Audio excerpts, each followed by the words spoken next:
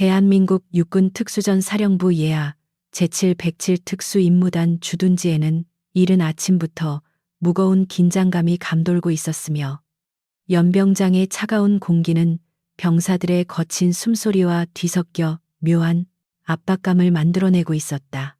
오늘이 바로 창설 이래 가장 젊은 지휘관으로 임명된 강진우 대령이 부임하는 날이었기에 모든 대원들은 호기심과 경계심이 뒤섞인 눈빛으로 사령부 건물을 주시하고 있었고 그들의 시선 끝에는 검은색 세단 한 대가 천천히 멈춰 서고 있었다. 차문이 열리며 닦아놓은 군화가 흙바닥을 밟는 소리가 유난히 크게 들렸고 이윽고 모습을 드러낸 강진우 대령의 제복은 구김 하나 없이 완벽하게 다려져 있었으며 그의 어깨 위에서 빛나는 대령 계급장은 아침 햇살을 받아 날카로운 빛을 뿜어내고 있었다.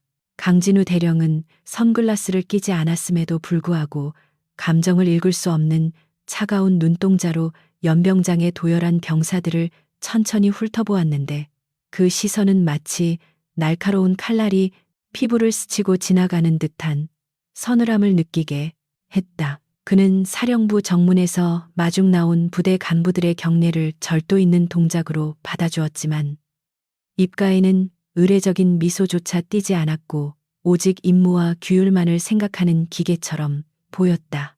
대원들 사이에서는 이미 그가 과거 해외 파병 작전에서 보여주었던 전설적인 전공들에 대한 소문이 돌고 있었지만 실제로 마주한 그의 모습은 영웅이라기보다는 냉혹한 심판자에 더 가까워 보였기에 병사들은 마른 침을 삼키며 자세를 바로잡았다. 사령부 건물 2층 창가에서는 박동철 중령이 블라인드 사이로 이 모든 광경을 지켜보고 있었는데 그의 손에 들려있던 종이컵은 이미 형체를 알아볼 수 없을 정도로 구겨져 있었고 턱근육은 분노로 인해 딱딱하게 굳어 있었다. 박중령은 지난 10년간 707 특수임무단에서 청춘을 바치며 누구보다 헌신적으로 복무해왔고 전임 대대장이 전역하면 당연히 자신이 그 자리를 이어받을 것이라고 확신하고 있었으나 사령부의 결정은 그의 기대를 무참히 짓밟았다. 굴러온 돌이 박힌 돌을 빼낸다는 속담처럼 외부에서 영입된 젊은 대령이 자신의 자리를 차지했다는 사실은 박중령의 자존심에 씻을 수 없는 상처를 남겼고 그 상처는 이내 검은 도끼로 변해 그의 내면을 잠식하기 시작했다. 박중령은 강진우 대령이 엘리트 코스를 밟아온 전형적인 책상물림 장교일 것이라고 스스로를 위로하며 애써 폄하하려 했지만 강진우가 걸어오는 모습에서 느껴지는 기백은 결코 무시할 수 없는 수준이었다. 그는 책상 위에 놓인 인사 기록 카드를 다시 한번 집어들었는데 거기에는 강진우가 수행했던 수많은 비공식 작전들과 훈장 수여 내역들이 빼곡히 적혀 있었으나 박중령의 눈에는 그저 윗선의 비호를 받은 결과물로만 보였다. 그는 거칠게 파일을 덮어버리며 입술을 깨물었고 자신의 부하들이 저 애송이 같은 대령에게 경례를 붙이는 꼴을 더 이상 지켜볼 수 없다는 생각에 돌아설 수밖에 없었지만 가슴 속에서 타오르는 질투의 불길은 꺼지지 않았다. 취임식이 열리는 대강당은 수백 명의 특수임무단 대원들로 가득 찼지만 숨소리조차 들리지 않을 정도로 고요했고 단상 위에 오른 강진우 대령은 마이크의 높이를 조절하지도 않은 채 쩌렁쩌렁한 목소리로 첫 일성을 내뱉었다. 그는 화려한 수사나 듣기 좋은 격려의 말을 늘어놓는 대신 앞으로 부대가 나아가야 할 방향과 자신이 요구하는 기준에 대해 명확하고 간결하게 설명했는데 그 기준은 기존의 훈련 강도를 훨씬 상회하는 것이었다. 강진우는 특수임무단이 과거의 영광에 취해 안일해져 있음을 지적하며 당장 내일부터 모든 작전 계획을 원점에서 재검토하고 실전과 동일한 수준의 훈련을 진행하겠다고 선포해 장내를 술렁이게 만들었다. 대원들 사이에서는 불만의 목소리와 기대의 목소리가 동시에 터져나왔는데 특히 오랫동안 부대에 몸담았던 부사관들은 갑작스러운 변화 예고에 당혹감을 감추지 못하고 서로의 눈치를 살피기 바빴다. 그들은 박동철 중령이 그동안 구축해 놓은 유연하고 융통성 있는 지휘체계에 익숙해져 있었기에 강진우의 원칙주의적인 태도는 마치 꽉 조인 나사처럼 숨막히게 다가왔고 이것은 곧 보이지 않는 저항을 예고하는 것이기도 했다. 강진우는 연설을 마치고 단상을 내려오면서 맨 앞줄에 앉아있던 박중령과 잠시 눈이 마주쳤는데 그 짧은 순간 두 사람 사이에는 보이지 않는 스파크가 튀었고 강진우는 박중령의 눈빛 속에 숨겨진 저기를 단번에 간파했다. 취임식이 끝난 직후 강진우 대령은 환영 오찬도 거부한 채 곧바로 장비 점검을 위해 무기고로 향했고 예고 없는 시찰에 당황한 군수장교는 허둥지둥 뒤를 따르며 식은땀을 흘려야만 했다. 강진우는 진열된 총기 중 하나를 무작위로 집어들어 분해하기 시작했는데 그의 손놀림은 눈으로 쫓기 힘들 만큼 빨랐고 능숙해서 곁에 있던 교관들조차 혀를 내두를 정도였다. 그러나 분해된 부품 중 가스 조절기에 미세한 탄매가 끼어 있는 것을 발견한 강진우의 표정은 순식간에 굳어졌고 그는 부품을 군수 장교의 가슴팍에 던지듯 건네며 이것이 특수임무단의 정비 수준이냐고 낮지만 위협적인 목소리로 질책했다. 이 소식을 전해 들은 박중령은 겉으로는 당황한 척하며 무기고로 달려왔지만 속으로는 쾌재를 부르고 있었는데 그는 강진우가 사소한 트집으로 부하들을 괴롭히는 꽉 막힌 지휘관이라는 이미지를 심어줄 수 있는 절호의 기회라고 판단했기 때문이다. 박중령은 강진우에게 다가가 정중하게 격려를 한 뒤 병사들이 며칠간 이어진 야간 훈련으로 인해 피로가 누적되어 실수가 있었던 것 같다며 부드럽게 변호하려 했지만 강진우는 그의 말을 중간에 잘라버렸다. 강진우는 전장에서 적군은 우리의 피로를 봐주지 않는다며 총기 손질 불량은 곧 죽음을 의미한다는 사실을 잊은 지휘관이 있다면 그 자격부터 의심해 봐야 할 것이라고 일갈했다. 박중령의 얼굴은 모욕감으로 붉게 달아올랐고 주변에 있던 병사들이 모두 보는 앞에서 당한 질책은 그의 자존심을 난도질하는 것과 다름없었기에 그는 주먹을 꽉 쥐어 손톱이 살을 파고들 정도였다. 강진우는 박중령의 반응에는 아랑곳하지 않고 무기고 전체에 대한 정밀 재검열을 지시한 뒤 뒤도 돌아보지 않고 자리를 떴는데 그의 뒷모습에서는 타협을 모르는 강철 같은 의지가 느껴졌다. 남겨진 박중령은 떨리는 손으로 담배를 꺼내 물려다가 이곳이 무기고라는 사실을 깨닫고 거칠게 담배를 바닥에 내던지며 강진우의 이름을 마음속으로 되뇌고 또 되뇌며 복수를 다짐했다. 그날 밤 박중령은 부대 밖의 한 허름한 술집에서 자신을 따르는 몇몇 핵심 장교들을 불러 모았는데 그들은 모두 박중령의 라인을 타고 진급을 기대하던 인물들이었다. 술잔이 몇 순배 돌고 분위기가 무르익자 박중령은 강진우에 대한 불만을 노골적으로 표출하기 시작했고 장교들 역시 새로운 지휘관의 빡빡한 스타일에 대한 불평을 쏟아내며 맞장구를 쳤다. 박중령은 탁자를 내리치며 굴러온 돌이 이 부대의 전통과 질서를 망치게 놔둘 수는 없다고 목소리를 높였고 참석자들의 눈빛이 흔들리는 것을 보며 자신의 계획을 실행에 옮길 시기가 왔음을 직감했다. 박중령은 목소리를 낮추며 다가오는 전술 종합 훈련이 강진우의 무덤이 될 것이라고 은밀하게 속삭였는데 그의 계획은 치밀하고도 비열했으며 오직 강진우를 파멸시키기 위한 목적 하나로 설계되어 있었다. 그는 훈련 시나리오의 일부 데이터를 조작하여 돌발 상황을 만들고 그 책임이 오롯이 지휘관의 판단 착오로 돌아가게 만들 생각이었으며 이를 위해 통신 장교와 작전 장교의 협조를 구했다. 처음에는 주저하던 장교들도 박중령이 제시하는 진급 보장과 강진우 체제 하에서의 불확실한 미래를 비교하며 하나둘씩 고개를 끄덕였고 그렇게 반란에 모이는 어두운 술집 구석에서 조용히 싹트고 있었다.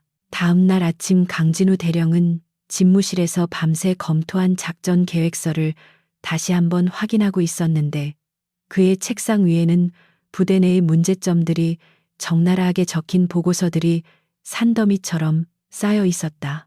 그는 박중령이 자신을 적대시하고 있다는 사실을 이미 눈치채고 있었지만 그것을 개인적인 감정 싸움으로 번지게 할 생각은 없었으며 오직 실력과 결과로 증명하여 부대를 장악하겠다는 생각을 가지고 있었다.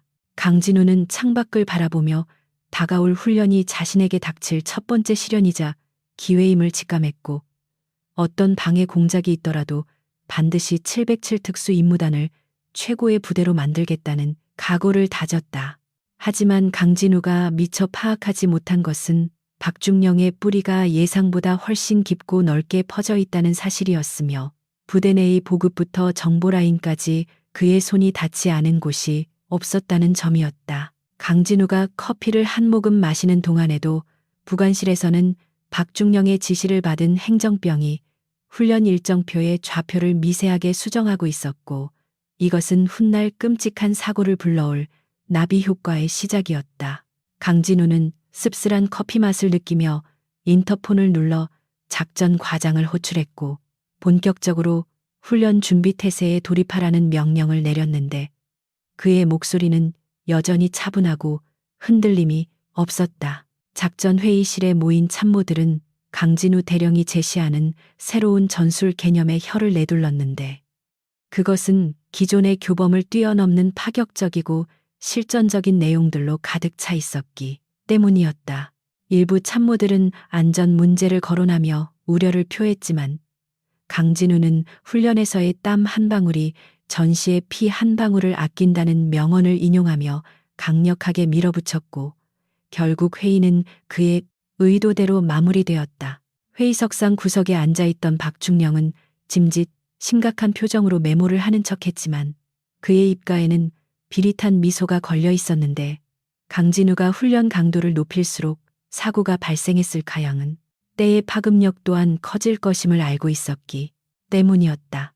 훈련을 며칠 앞두고 부대 내에는 묘한 소문이 돌기 시작했는데 그것은 강진우 대령이 자신의 공명심을 채우기 위해 무리한 훈련을 강행하려 한다는 악의적인 내용이었다. 병사들 사이에서는 휴식 시간이 줄어들고 부상의 위험이 커질 것이라는 불안감이 확산되었고 이는 곧 지휘관에 대한 불신으로 이어져 사기가 저하되는 결과를 낳았다. 강진우는 이러한 동요를 감지하고 있었지만 말로 해명하기보다는 행동으로 보여주는 길을 택했고 매일 새벽 가장 먼저 연병장에 나와 구보를 하며 병사들과 호흡하려 노력했다. 드디어 훈련 당일 새벽이 밝아왔고 완전군장을 한 대원들이 집결지에 모여들었을 때 하늘에는 짙은 먹구름이 끼어 있어 마치 불길한 미래를 예고하는 듯했다. 강진우 대령은 지휘 장갑차에 올라타 통신망을 점검했고 박중령은 부지휘관 자격으로 그의 옆자리에 앉아 모니터를 응시하고 있었지만 두 사람 사이에는 대화 한마디 오가지 않는 냉랭한 기류가 흘렀다. 작전 개시. 강진우의 짧고 굵은 명령이 떨어지자 수송 헬기들의 로터가 힘차게 돌아가기 시작했고 707 특수임무단의 운명을 가를 거대한 톱니바퀴가 서서히 움직이기 시작했다. 강진우는 헬기 창밖으로 멀어지는 지상을 내려다보며 자신의 가슴 속에 품고 있던 낡은 사진 한 장을 떠올렸는데 그것은 군인이었던 아버지가 남긴 유일한 유산이자 그가 군인의 길을 걷게 된 이유이기도 했다. 그는 이번 훈련을 통해 부대원들에게 진정한 군인 정신이 무엇인지 보여주고 싶었고 박중령을 비롯한 구태의연한 세력들에게 경종을 울리고자 했으나 그의 순수한 열정은 이미 덫에 걸린 상태였다. 헬기가 작전 지역인 깊은 산악지대에 접근하자 무전기에서는 치직거리는 잡음과 함께 예상치 못한 기상 악화 보고가 들어오기 시작했고 강진우의 미간은 좁혀졌다. 박중령은 기상 악화 보고를 들으며 속으로 쾌재를 불렀는데 날씨까지 자신의 편을 들어주고 있다는 생각에 승리의 확신은 더욱 굳어졌고 그는 몰래 주머니 속의 소형 송신기를 만지작거렸다. 그는 훈련 도중 혼란을 틈타 특정 좌표에 매복해 있던 아군 대항군에게 잘못된 정보를 흘려 교전 수칙을 위반하게 만들 계획이었고, 이를 통해 발생할 안전사고의 책임을 모두 강진우에게 뒤집어 씌울 작정이었다. 강진우는 악천후 속에서도 침착하게 조종사에게 지시를 내리며 강행 돌파를 결정했고, 헬기는 거센 비바람을 뚫고 목표 지점으로 하강하기 시작했다. 착륙 지점에 도착한 대원들은 신속하게 로프를 타고 하강하기 시작했는데, 빗물에 젖은 로프는 미끄러웠고 시야는 빗줄기에 가려져 한 치 앞도 분간하기 힘든 최악의 조건이었다. 강진우는 지상에 먼저 내려와 대원들의 착지를 유도하며 직접 현장을 지휘했는데, 그의 군복은 이미 흙탕물로 뒤범벅이 되어 있었지만 그의 눈빛만은 어둠 속에서도 형형하게 빛나고 있었다. 바로 그때 박중령이 조작해 놓은 좌표로 이동하던 삼중대 쪽에서 다급한 무전이 날아들어왔고, 그것은 계획된 시나리오에는 없는 실제 부상자가 발생했다는 충격적인 보고였다. 칠흑 같은 어둠이 깔린 훈련장에는 거센 빗줄기가 쏟아지며 시야를 가렸고, 무전기 너머로는 다급한 의무병 호출 소리만이 빗소리를 뚫고 들려오고 있었다.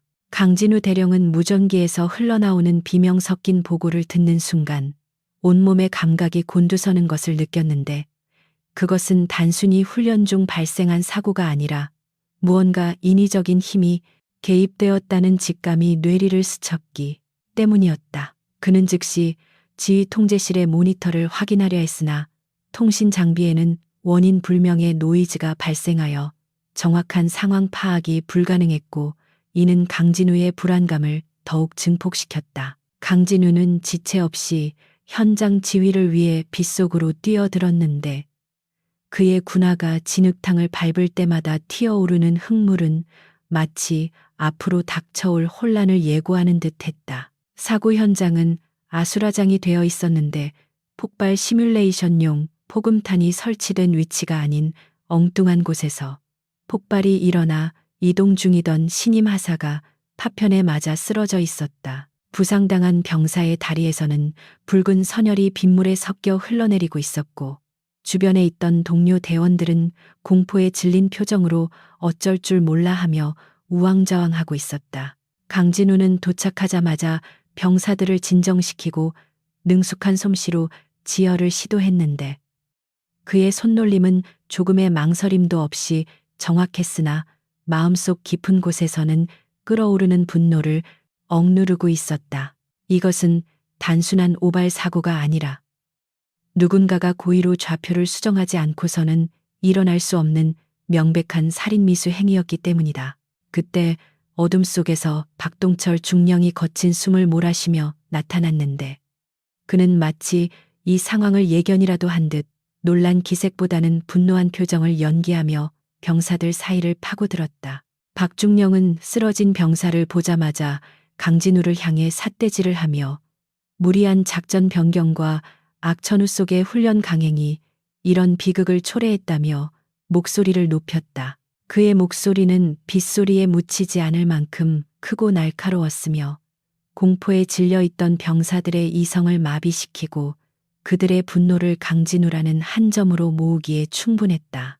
병사들은 고통스러워하는 동료를 보며 박중령의 선동에 동요하기 시작했고, 강진우를 바라보는 그들의 눈빛은 존경에서 원망으로 빠르게 변해갔다. 강진우는 박중령의 저열한 연극에 대꾸할 가치조차 느끼지 못했기에 묵묵히 부상병을 응급 처치하고 후송 헬기를 요청하는 데에만 집중했다. 그는 지금 박중령과 언쟁을 벌이는 것이 부대의 혼란을 가중시키고 골든타임을 놓치게 만드는 최악의 선택임을 알고 있었기에 모욕적인 언사를 묵묵히 감내했다. 하지만 강진우의 침묵은 병사들에게는 혐의를 인정하는 모습이나 무책임한 태도로 비칠 수 있었고, 박중령은 이 점을 교묘하게 파고들며 병사들의 어깨를 두드리고 위로하는 척하며 자신의 입지를 굳혔다. 박중령은 강진우의 등 뒤에서 비릿한 미소를 지으며 자신의 계획이 완벽하게 맞아떨어지고 있음에 희열을 느꼈다. 의무 수송 헬기가 도착하여 부상병을 싣고 떠나자 현장에는 무거운 정막만이 감돌았고 빗줄기는 더욱 거세져 대원들의 몸과 마음을 차갑게 적셨다. 강진우는 헬기가 사라진 하늘을 잠시 응시하다가 뒤를 돌아 병사들에게 훈련 중단과 부대 복귀를 명령했는데 그의 목소리는 여전히 차분했지만 그 안에 담긴 위압감은 이전과는 다른 서늘함을 품고 있었다. 그는 사고 지점 주변을 꼼꼼하게 살피며 증거가 될 만한 파편들을 눈으로 확인하고 위치를 머릿속에 각인시켰는데 이는 훗날 진실을 밝힐 중요한 열쇠가 될 것이라 확신했다. 그러나 박중령은 이미 현장 통제관에게 은밀한 신호를 보내 증거 인멸을 지시한 상태였고 어둠은 그들의 공작을 숨기기에 완벽한 장막이었다.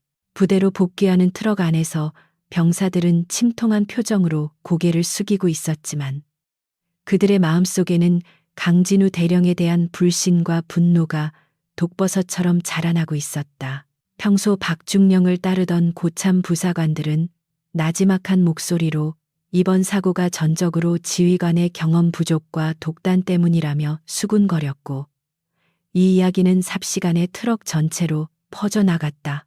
그들은 박중령이 훈련 전의 위험성을 경고했음에도 불구하고 강진우가 이를 무시했다는 확인되지 않은 사실을 진실인 양 퍼뜨리며 여론을 조작했다.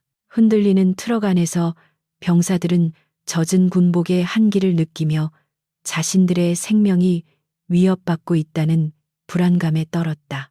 지휘관실로 돌아온 강진우는 젖은 군복도 갈아입지 않은 채 책상에 앉아 훈련 계획서와 실제 로그 기록을 대조하기 시작했는데 예상대로 좌표 데이터가 미세하게 수정된 흔적을 발견할 수 있었다. 그는 로그 기록에 접근할 수 있는 권한을 가진 사람들을 추려보았고 그 명단 맨 위에 박동철 중령의 이름이 올라와 있는 것을 확인하고는 주먹을 꽉 쥐었다. 하지만 전산 기록은 이미 누군가에 의해 덮어 씌워져 있어 결정적인 물증을 확보하기에는 역부족이었고 심지어 백업 서버의 데이터마저 손상되어 있었다. 강진우는 이것이 단순히 박중령 개인의 일탈이 아니라 부대 내에 뿌리 깊게 박힌 부패 세력의 조직적인 저항임을 깨닫게 되었다. 같은 시각 박중령은 부대 박안정 가옥에서 작전 장교와 마주 앉아 고급 양주를 따르며 축배를 들고 있었는데 그의 얼굴에는 승자의 여유가 넘쳐 흐르고 있었다. 작전 장교는 부상당한 병사가 영구적인 장애를 입을 수도 있다는 소식에 불안해하는 기색을 보였지만 박중령은 대의를 위한 작은 희생일 뿐이라며 그를 안심시켰다. 박중령은 이번 사고를 빌미로 강진우를 보직 해임시키고 자신이 그 자리를 차지하면 그동안 밀려있던 진급 청탁들을 모두 해결해 주겠다며 탐욕스러운 제안을 건넸다. 흔들리던 작전 장교는 결국 욕망에 굴복하여 박중령의 잔에 술을 채우며 충성을 맹세했다.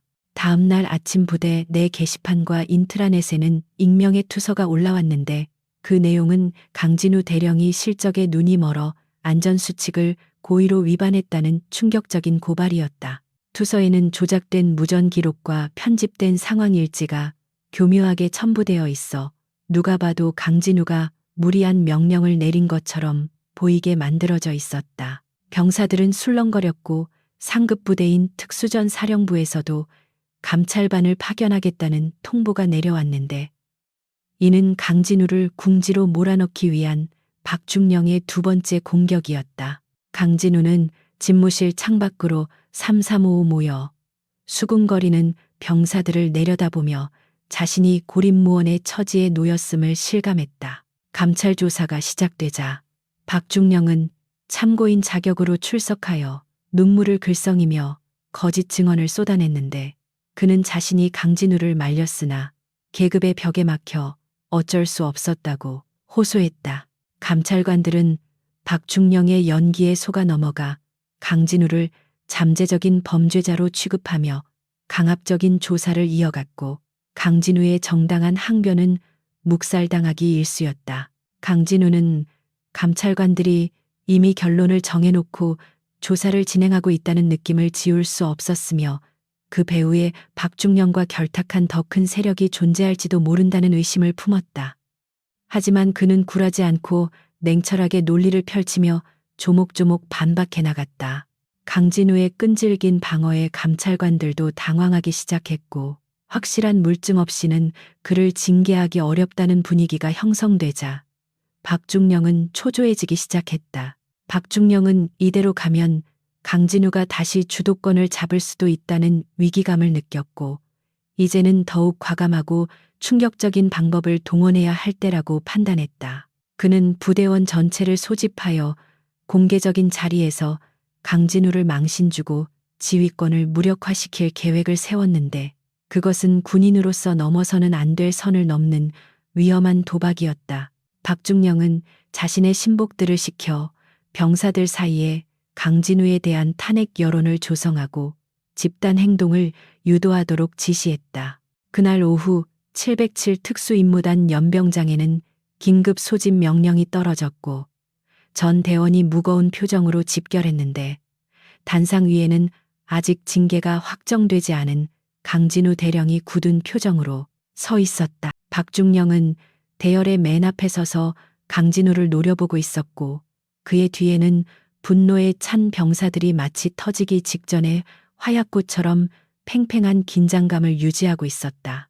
강진우는 마이크를 잡고 이번 사고에 대한 유감을 표명하고 철저한 진상규명을 약속하려 했지만 병사들 사이에서는 야유 섞인 웅성거림이 터져 나왔다. 이것은 단순한 불만의 표시가 아니라 지휘관의 권위에 대한 명백한 도전이자 하극상의 전조였다. 박중령은 때가 되었다고 판단하고 천천히 단상 위로 걸어 올라갔는데 그의 돌발 행동에 참모들이 제지하려 했으나 그는 손을 들어 그들을 물리쳤다. 박중령은 강진우의 옆에 서서 마이크를 뺏어들고 병사들을 향해 우리는 더 이상 무능하고 부도덕한 지휘관을 따를 수 없다고 선언했다. 그의 목소리는 확성기를 타고 연병장 전체에 울려 퍼졌고 병사들은 그 말에 호응하여 구호를 외치기 시작했다. 강진우는 박중령을 차가운 눈으로 응시하며 그의 광기 어린 행동을 제지하려 했으나 박중령은 이미 돌아올 수 없는 강을 건너고 있었다. 단상 위에서의 대치는 극한으로 치달았고 박중령은 품 안에서 조작된 증거, 서류 뭉치를 꺼내 병사들에게 흔들어 보이며 강진우를 사기꾼으로 몰아세웠다. 그는 강진우가 자신의 경력을 위해 부하의 피를 제물로 삼았다며 격정적인 어조로 비난했고 감정에 휩쓸린 병사들은 이성을 잃고 흥분하기 시작했다. 강진우는 침착함을 잃지 않으려 노력했지만 상황은 이미 통제 불능의 상태로 치닫고 있었고 군중 심리는 걷잡을 수 없이 폭발하고 있었다. 박중령은 붉게 충혈된 눈으로 강진우에게 다가가며 마지막 일격을 가할 준비를 마쳤는데 그의 손은 떨리고 있었지만 멈출 생각은 없어 보였다. 박중령은 강진우의 코앞까지 다가와 나직하지만 섬뜩한 목소리로 당신은 이 계급장을 달 자격이 없다고 속삭이며 손을 뻗었다. 강진우는 본능적으로 방어 태세를 취하려 했으나 박중령의 행동은 예상보다 훨씬 빠르고 기습적이었으며 무엇보다 같은 군복을 입은 장교가 할 것이라고는 상상도 못할 짓이었다. 박중령의 손이 강진우의 어깨 견장을 향해 뻗어가는 그 짧은 순간 강진우의 눈동자에는 놀라움과 함께 깊은 슬픔이 스쳐 지나갔다. 연병장에 모인 수백 명의 병사들이 숨죽여 지켜보는 가운데 역사에 남을 치욕스러운 순간이 다가오고 있었다. 박동철 중령의 거친 손이 강진우 대령의 어깨를 낚아채는 순간 시간은 정지한 듯 느리게 흘러갔고 연병장을 가득 메운 수백 명의 병사들은 눈앞에서 벌어지는 믿기 힘든 광경에 숨을 멈췄다. 강진우는 본능적으로 방어할 수 있었음에도 불구하고 이 광기 어린 하극상의 끝이 어디인지 확인하려는 듯 미동도 하지 않은 채 박중령의 눈을 똑바로 응시했다. 박중령의 소나귀에 힘이 들어가는 것이 느껴지더니 이내 찌익하는 섬뜩한 파열음과 함께 강진우의 오른쪽 어깨에 부착되어 있던 대령 계급장이 뜯겨나갔다. 그 소리는 고요한 연병장의 천둥 소리처럼 울려 퍼졌고 그것은 단순히 천조각이 찢어지는 소리가 아니라 대한민국 군대의 규율과 위계가 무너져 내리는 소리와도 같았다. 뜯겨나가는 반동으로 강진우의 상체가 약간 휘청거렸지만 그는 곧바로 중심을 잡고 태산처럼 제자리에 버티고 섰는데 그의 표정은 여전히 차갑고 침착하여 보는 이들을 더욱 전율하게 만들었다. 박중령은 손에 쥔 계급장을 마치 사냥터에서 획득한 전리품처럼 높이 쳐들고 흔들어 보이며 광기에 찬 웃음을 터뜨렸는데 그의 눈은 이미 이성을 상실한 맹수의 그것과 다를 바가 없었다. 그는 떨리는 목소리로 이것이 바로 무능한 지휘관의 최후라며 소리쳤고 병사들은 그 모습에 압도되어 공포와 희열이 뒤섞인 기묘한 감정에 휩싸였다. 연병장의 공기는 마치 불이 붙을 듯 뜨겁게 달아올랐고 질서는 순식간에 혼돈으로 바뀌어 버렸다. 강진우는 찢어진 군복 어깨 부분을 덤덤하게 내려다보았는데 실밥이 풀려 너덜거리는 그 자리는 마치 칼에 베인 상처처럼 쓰라리게 다가왔지만 그는 결코 감정을 겉으로 드러내지 않았다.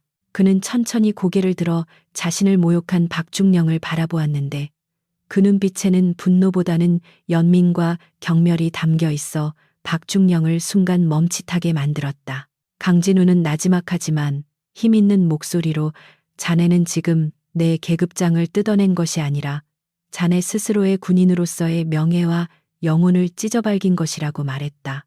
그 말은 확성기를 통하지 않았음에도 불구하고 박중령의 귓가에 뚜렷하게 박히며 그의 가슴 깊은 곳을 찔렀다. 박중령은 강진우의 태연한 반응에 당황하여 한순간 주춤거렸지만 이미 엎질러진 물이라는 것을 깨닫고는 더욱 악에 받쳐 고래고래 고함을 지르기 시작했다. 그는 병사들을 향해 돌아서서 저자가 너희들을 사지로 몰아넣고도 반성할 줄 모른다며 우리가 직접 정의를 실현해야 한다고 선동의 수위를 높였다. 군중 심리에 휩쓸린 일부 병사들이 동조하여 야유를 보내기 시작했고 분위기는 금방이라도 폭동이 일어날 것처럼 험악해졌으나 대다수의 병사들은 혼란스러운 표정으로 서로의 눈치만 살피고 있었다. 그들은 박중령의 행동이 통쾌하다고 느끼면서도 동시에 마음 한구석에서는 씻을 수 없는 불안감을 느끼고 있었기 때문이다. 그때 사령부 헌병대 차량이 사이렌을 울리며 연병장으로 진입했고 무장한 헌병들이 뛰어내려 단상 주변을 포위하기 시작했는데 이는 상급 부대에서 사태의 심각성을 인지했음을 의미했다. 하지만 박중령은 이미 헌병대장과도 모종의 거래를 마친 상태였기에 당황하지 않고 오히려 헌병들에게 강진우를 즉각 체포하라고 명령을 내리는 대담함을 보였다. 그는 강진우가 작전 실패의 책임을 회피하고 증거를 인멸하려 했다는 거짓 명분을 내세워 긴급 체포의 정당성을 주장했다. 헌병들은 잠시 머뭇거렸으나 박중령의 기세와 분위기에 눌려 결국 강진우에게 다가가 포박을 시도하는 어처구니 없는 상황이 연출되었다. 강진우는 자신에게 다가오는 헌병들을 제지하며 스스로 걸어가겠다는 의사를 밝혔고 헌병들도 그의 위압감에 눌려 감히 손을 대지 못하고 길을 터주었다. 그는 찢어진 군복을 추스르고 단상을 내려오면서 도열에 있는 병사들의 얼굴을 하나하나 눈에 담았는데 그 시선은 병사들의 가슴에 깊은 죄책감을 심어주기에 충분했다. 특히 훈련 중 부상을 당했던 소대원들은 강진우의 눈을 차마 마주치지 못하고 고개를 숙였는데 그들은 진실이 무엇인지 어렴풋이 느끼고 있었지만 용기가 없어 침묵할 수밖에 없었다. 강진우의 발걸음은 패배자의 그것이 아니라 마치 개선장군처럼 당당했고 그 모습은 역설적으로 박중령을 더욱 초라하게 만들었다.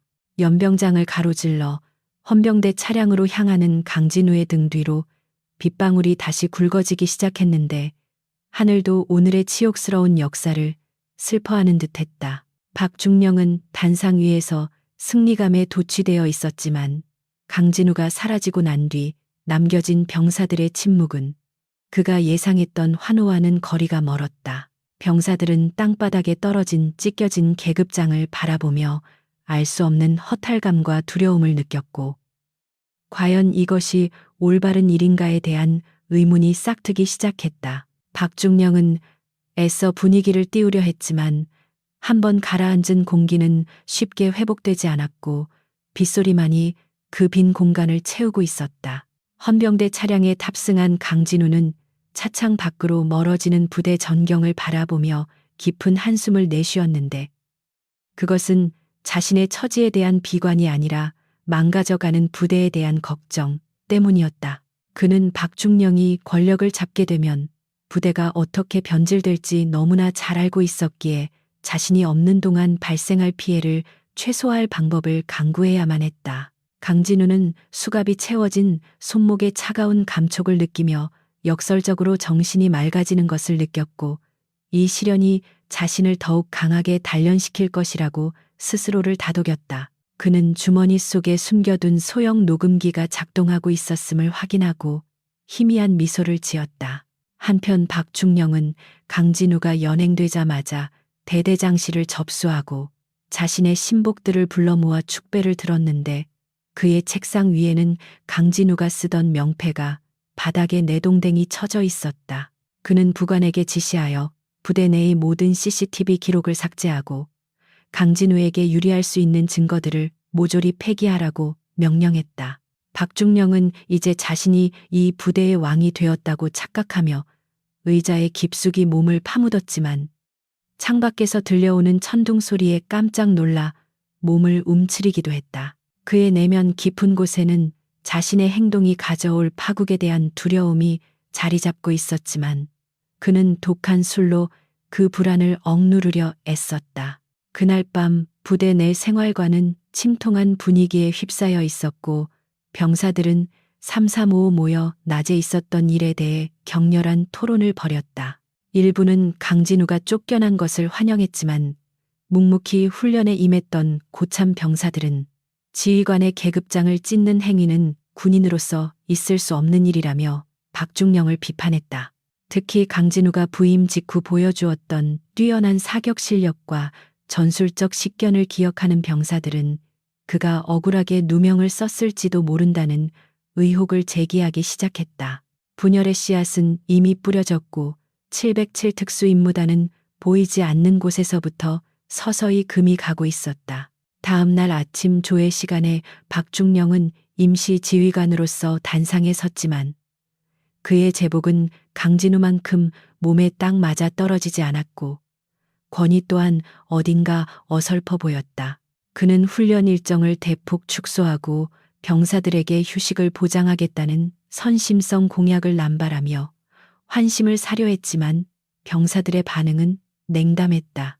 병사들은 본능적으로 박중령의 나약함과 비겁함을 감지하고 있었으며 강진우가 보여주었던 강렬한 카리스마와 비교하게 되었다. 박중령은 병사들의 싸늘한 시선에 당황하여 헛기침을 연발했고 그의 등에서는 식은땀이 흘러내렸다. 구치소 독방에 수감된 강진우는 좁은 공간에서도 흐트러짐 없이 정좌한 채 명상을 하고 있었는데 그는 외부와의 접촉이 차단된 고립된 상황을 오히려 기회로 삼았다. 그는 지난 며칠간 박중령과 그의 추종자들이 보였던 행동 패턴과 말실수들을 머릿속으로 되짚어보며 그들의 약점을 분석해 나갔다. 강진우는 박중령이 치밀한 듯 보이지만 결정적인 순간에 감정에 휘둘리는 경향이 있음을 간파하고 그 부분을 공략할 계획을 세웠다. 벽을 타고 들려오는 교도관들의 발자국 소리만 들어도 그들의 심리 상태를 읽어낼 정도로 강진우의 감각은 예리하게 날서 있었다. 점심시간이 되자 식판을 든 당번병이 철창 사이로 밥을 밀어 넣었는데 그는 강진우의 옛 부하이자 박중령의 횡포에 불만을 품고 있던 인물이었다. 당번병은 주위를 살피더니 밥 속에 쪽지 한 장을 몰래 숨겨 건넸고 강진우는 눈짓으로 감사를 표하며 재빨리 쪽지를 숨겼다. 쪽지에는 박중령이 훈련 일지를 조작했다는 결정적인 증거가 담긴 USB의 행방에 대한 힌트가 적혀 있었는데 이는 아직 부대 내에 정의가 살아있음을 보여주는 희망의 신호탄이었다. 강진우는 밥을 먹는 척하며 쪽지를 씹어 삼켰고 그의 눈빛은 다시 한번 불타오르기 시작했다. 박중령은 오후 내내 사령부 고위 간부들에게 전화를 돌리며 자신의 정당성을 설득하느라 진땀을 빼고 있었는데 예상외로 상부의 반응이 미온적이라는 것에 불안감을 느꼈다. 그는 강진우를 확실하게 매장시키기 위해 언론 플레이까지 계획하고 있었으나 군의 명예 실추를 우려한 윗선의 만류로 인해 실행에 옮기지 못하고 있었다. 초조해진 박중령은 부하들을 닥달하여 강진우의 개인 사물함을 뒤지게 했고 꼬투리 잡을 만한 것이라면 무엇이든 찾아내라고 고래고래 소리를 질렀다. 그의 집무실 밖 복도까지 고함 소리가 들려오자 행정병들은 겁에 질려 숨을 죽여야만 했다. 저녁 점호가 끝나고 모두가 잠든 시각 정복과 소속의 한 대위가 몰래 전산실에 잠입하여 삭제된 로그 기록을 복구하려 시도하고 있었다. 그는 강진우 대령이 부임했을 때 그의 군인 정신에 깊은 감명을 받았던 인물로 박중령의 비열한 음모를 도저히 묵과할 수 없어 위험을 무릅쓰고 행동에 나선 것이었다. 키보드를 두드리는 소리가 적막한 전산실을 울렸고 모니터 화면에는 복구 진행률을 나타내는 막대가 천천히 차오르고 있었다. 하지만 복도가 울리는 순찰병의 군화 소리에 그는 작업을 멈추고 책상 밑으로 몸을 숨겨야 했는데 심장이 터질 듯이 뛰었다. 다행히 순찰병은 그냥 지나갔고 대위는 떨리는 손으로 작업을 마무리하여 복구된 파일 일부를 자신의 개인 저장 장치에 옮겨 담는 데 성공했다. 그는 땀으로 젖은 이마를 닦으며 안도의 한숨을 내쉬었지만 이 작은 행동이 훗날 거대한 폭풍을 불러올 것임을 직감하고 있었다.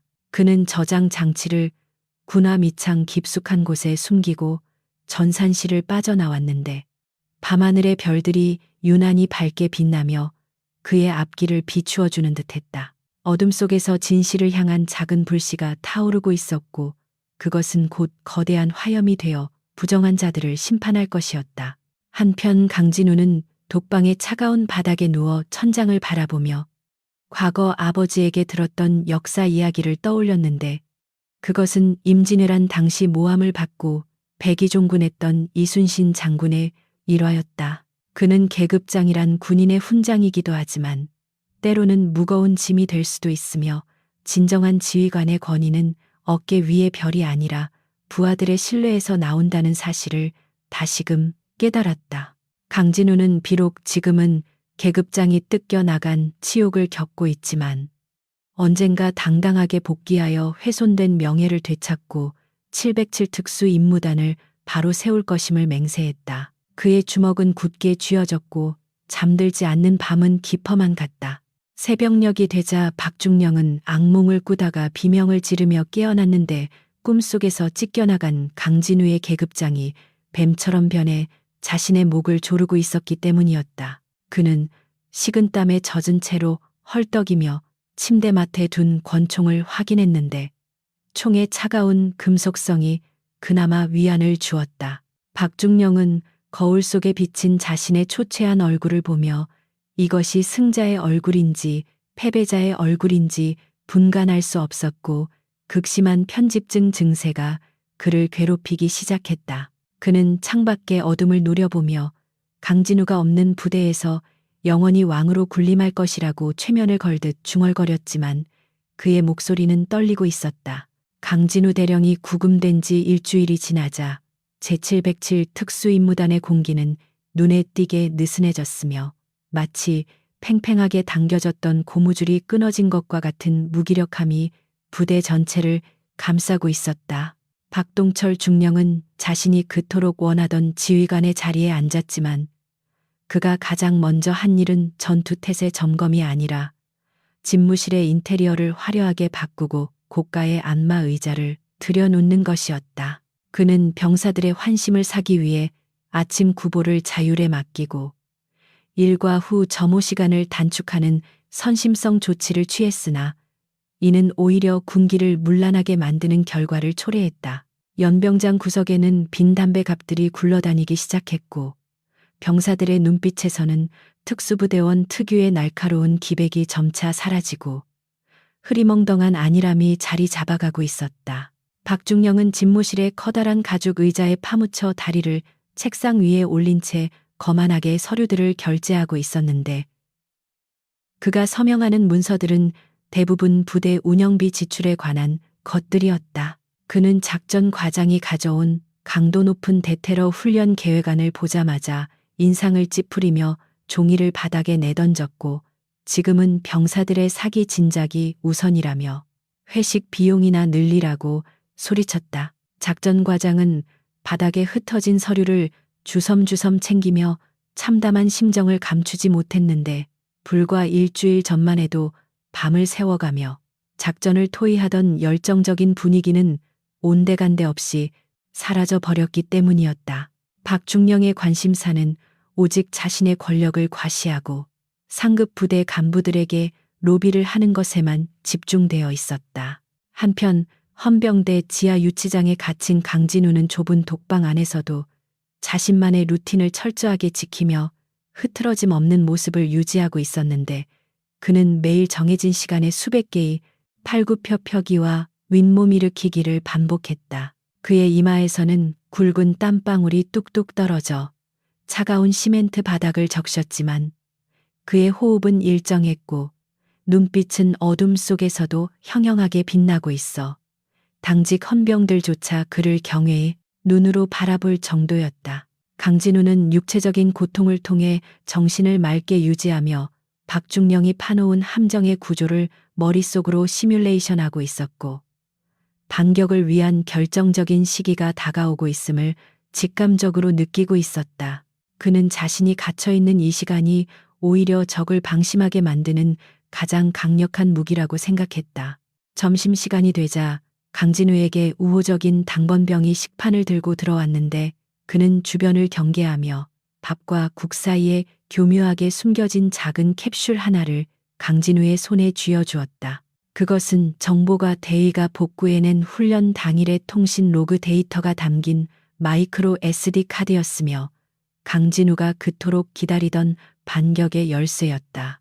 강진우는 짧은 눈짓으로 감사를 표한 뒤 캡슐을 입안에 넣고 밥을 삼키는 신용을 하며 자연스럽게 증거를 확보했는데, 그의 심장은 거칠게 뛰었지만 겉으로는 평온함을 유지했다.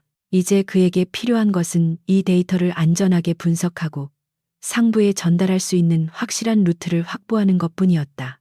그날 오후 부대 내 사격장에서는 정기 사격 훈련이 진행되고 있었지만, 통제관들의 목소리에는 힘이 없었고 병사들의 사격 자세 또한 엉망이어서 표적지의 명중률은 형편없는 수준이었다. 박중령은 사격장을 시찰하러 나왔다가 저조한 성적을 보고는 격분하여 사격 통제관의 정강이를 군화발로 걷어차며 욕설을 퍼부었다. 그는 자신의 지휘력 부재를 인정하는 대신 부하들의 정신 상태가 썩어 빠졌다며 윽박질렀지만, 병사들은 그를 두려워하기보다는 뒤에서 비웃고 조롱할 뿐이었다. 병사들 사이에서는 강진우 대령이 있었을 때의 엄격하지만 합리적이었던 훈련 방식을 그리워하는 목소리가 터져 나오기 시작했고, 이는 박중령의 리더십이 뿌리째 흔들리고 있음을 보여주는 증거였다.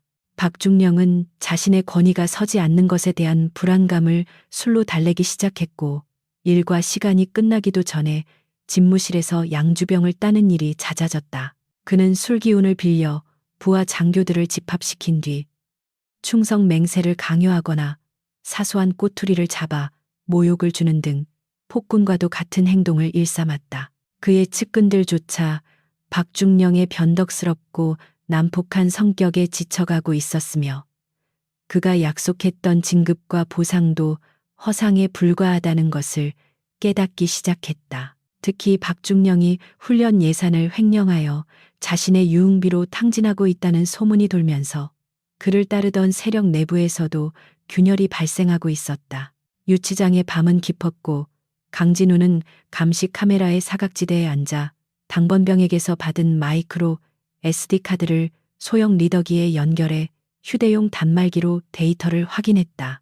작은 화면 위로 흘러가는 암호화된 코드들은 박중령이 작전 장교와 공모하여 좌표를 수정하고 통신을 방해했다는 명백한 증거들을 보여주고 있었다. 강진우의 입가에는 차가운 미소가 번졌는데, 이 데이터는 단순히 박중령을 옷벗게 만드는 것을 넘어 그를 군사 법정에 세워 영원히 사회에서 격리시킬 수 있는 치명적인 무기였다.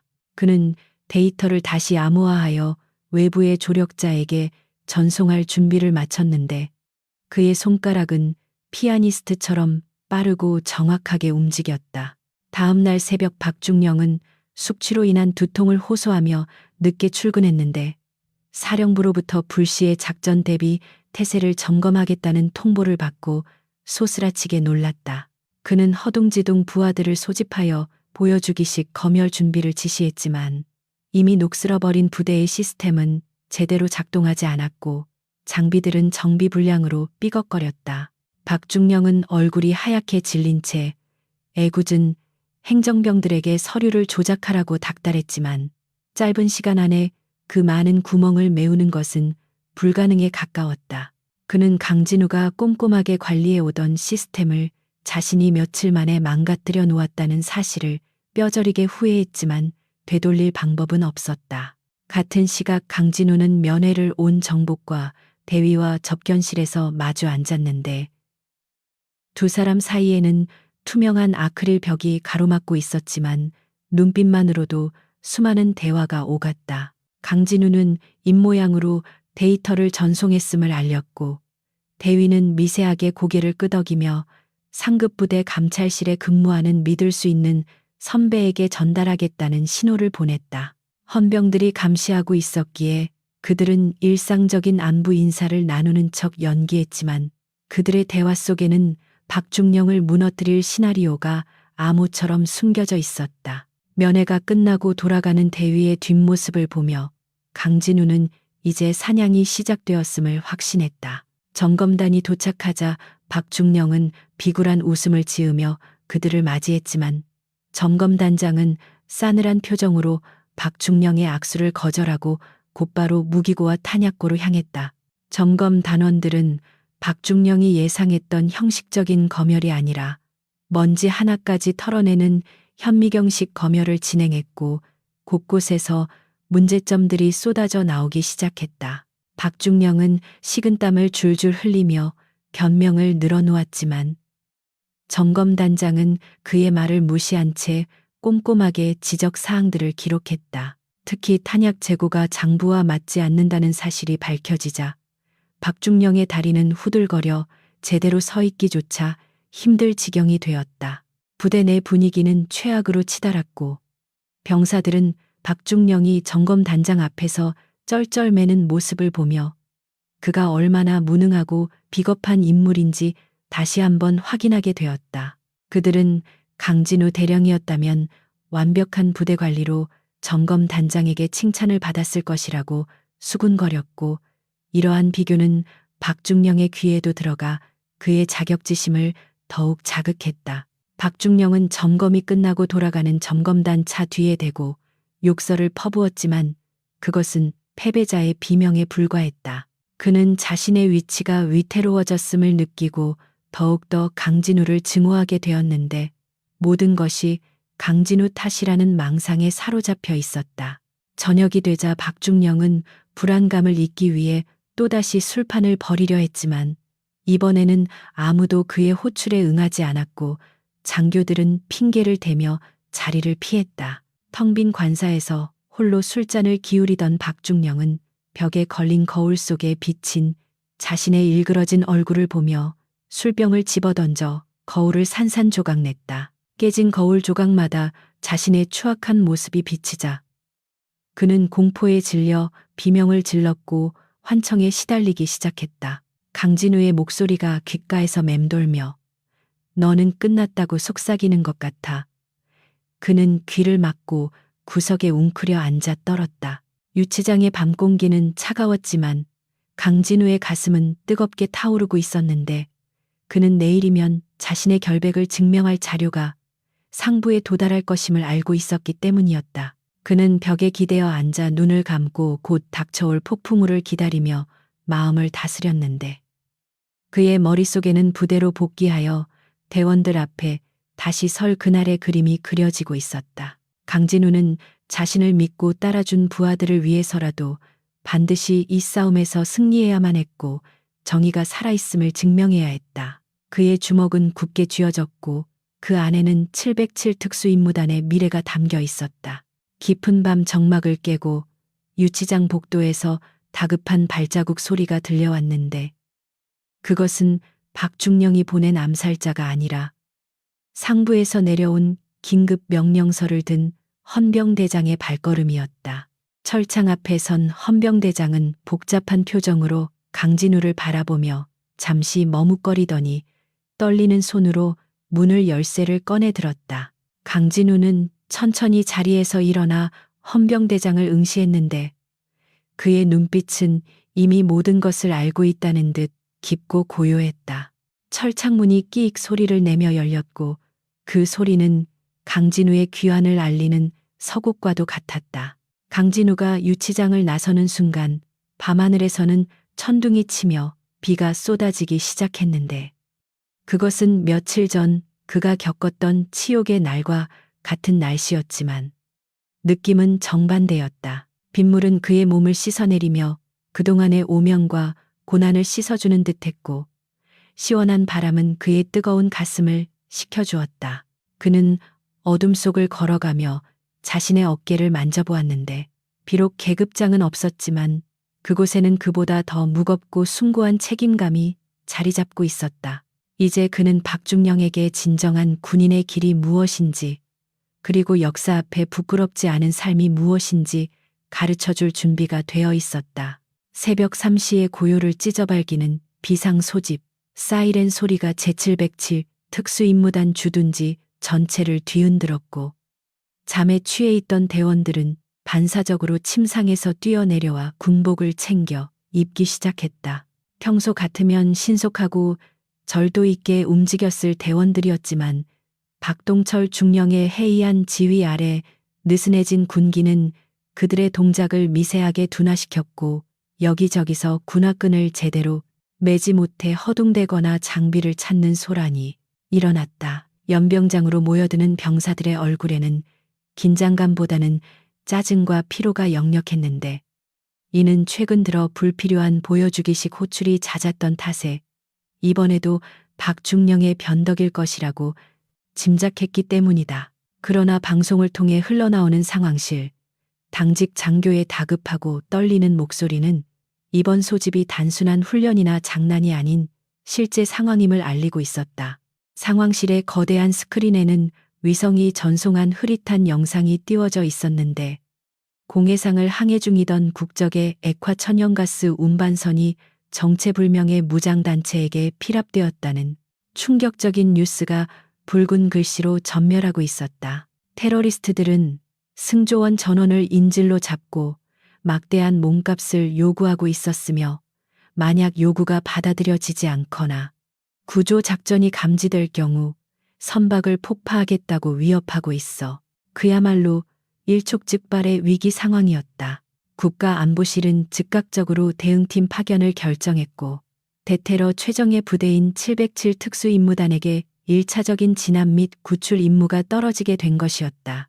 하지만 지휘관석에 앉아 있어야 할 박동철 중령은 아직 상황실에 도착조차 하지 않았고 지휘 공백 상태에서 참모들은 우왕좌왕하며 귀중한 골든타임을 허비하고 있었다. 뒤늦게 상황실 문을 박차고 들어온 박중령의 몰골은 가관이었는데 술이 덜 깬 붉은 얼굴에 군복 상의 단추는 잘못 채워져 있었고 입에서는 역한 알코올 냄새가 풍겨나와 주변 참모들의 미간을 찌푸리게 만들었다. 그는 상황의 심각성을 파악하기 위해 브리핑을 듣는 대신 다짜고짜 자신의 지각 사실을 상부에 보고하지 말라고 엄포부터 놓았는데 이는 지휘관으로서의 자질이 바닥임을 스스로 증명하는 꼴이었다. 박중령은 스크린에 뜬 선박의 규모와 테러리스트의 숫자를 보고 겁을 집어먹은 듯 동공이 흔들렸지만 부하들 앞이라 애써 태연한 척하며 헛기침을 해댔다.